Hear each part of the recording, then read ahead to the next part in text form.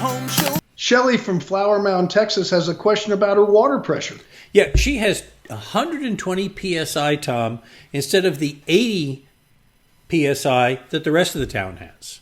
Right. And Shelley writes to us, we live in a 55 and older community, and I've had 2 inspections, one when we moved in and one at the 1-year anniversaries. They both came back with a high water pressure report.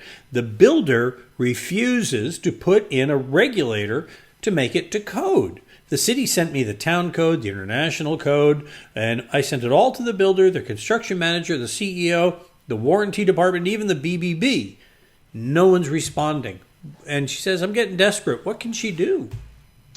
You know, I found out about this 120 psi pressure a long time ago when I was doing a show in San Antonio, because that's where the problem comes from. KTSA, long time ago. It was a great show, great station, wonderful people. And I thought, this is odd because most people complain about low water pressure. You go down in the city of Houston where we have water treatment plants that have been around forever, and they used to service, a half a dozen homes. Now they're servicing 4,000. And the water pressure is 40 to 60. And if you get 60, you're really happy. And that's pretty common in a big city like Houston or Dallas or some of the older cities.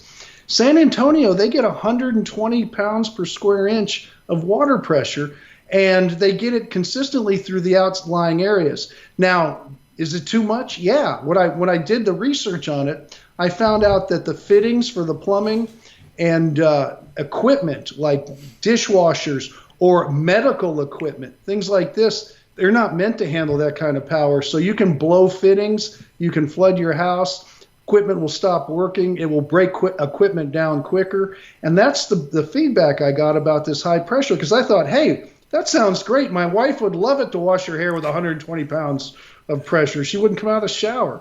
But the fact of the matter is, the plumbing we use today in homes is not designed for that. And so they found a nice point at 80, which is really high too, by the way. But at least that's the point where everybody's comfortable with when it comes to municipalities and codes and things of that nature. But here's the kicker. In Texas, they don't follow codes when you're in a county. I almost can tell you this house was built in a county where there's no inspections, no municipalities, no permitting, none of this stuff when it comes to regulating building construction. And that's why the builders, the company, whoever it is saying, it's not our problem. So what does she do? She pays out of her pocket a plumber. I would say Abacus, but they don't go to Flower Mound, Texas. But they pay a plumber to come out. No, but you know what? Their partner company, but their partner company, Berkey's, does. So they could call Berkey's and they could come over and fix it. And you're going to have to write a check, and you have a plumbing company put on a regulator. It's that simple. They just don't want to go through the expense. All right. You got a question? We can help you out, even in Flower Mound. Okay, go ahead and visit HomeShowRadio.com, fill out your question, and use that Ask Tom form, fill it out, send it in. We'll put up an answer just like this to help you out, and we'll post it to our Facebook page, our YouTube channel, and HomeShowRadio.com.